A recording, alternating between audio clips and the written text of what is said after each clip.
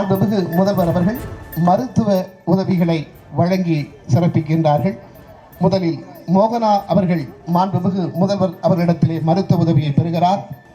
தொடர்ந்து மாலதி அவர்கள் மருத்துவ உதவியை பெறுகிறார்.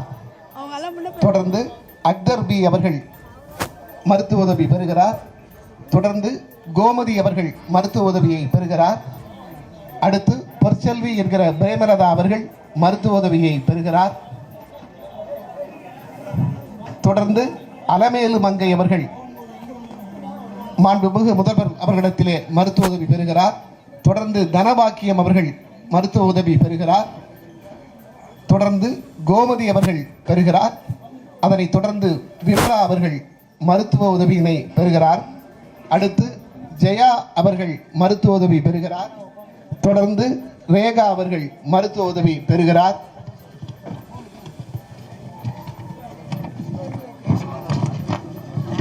மேரி அவர்கள் மருத்துவ உதவி பெறுகிறார். தொடர்ந்து பௌசியா அவர்கள் மருத்துவ உதவியை பெறுகிறார். மஞ்சுளா அவர்கள் மருத்துவ உதவியை பெறுகிறார். தன்னுடைய சொந்த தொகுதியான கொளத்தூர் தொகுதியில் மக்களுக்கான நலத்திட்ட உதவிகளை முதலமைச்சர் மு.க.ஸ்டாலின் அவர்கள் வழங்கி வருகிறார். அது தொடர்பான காட்சிகளை பார்த்து வருகிறோம். விரிவான விவரங்களோடு இணைகிறார் செய்தியாளர் பாரி கார்த்திக். வணக்கம் பாரி கார்த்திக், விரிவான விவரம் என்ன?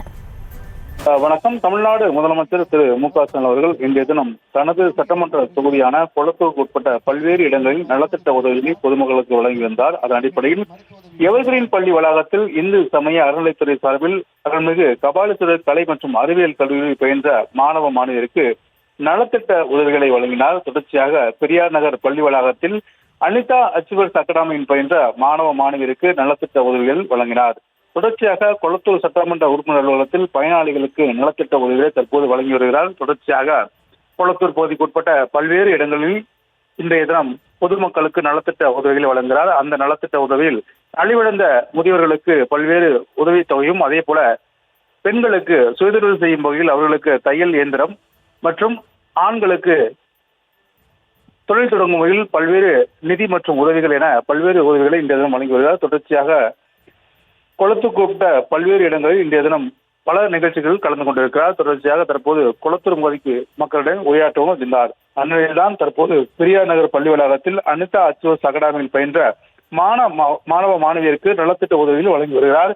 ஏற்கனவே கொளத்தூரில் அனிதா அச்சீவர்ஸ் தொடங்கப்பட்டு அங்கு மாணவ மாணவிகளுக்கு இலவசமாக நீட் உள்ளிட்ட பல்வேறு நுழைவுத்தேர்வுக்கான வகுப்புகள் இலவசமாக சொல்லித்தரும் நிலையில் தற்போது அந்த மாணவர்களுக்கும் நலத்திட்ட உதவிகளை முதலமைச்சர் அவர்கள் வழங்கி வருகிறார். நிகழ்ச்சி தொடர்பான உங்களுடைய விரிவான விவரங்களுக்கு நன்றி பாரி கார்த்திக்.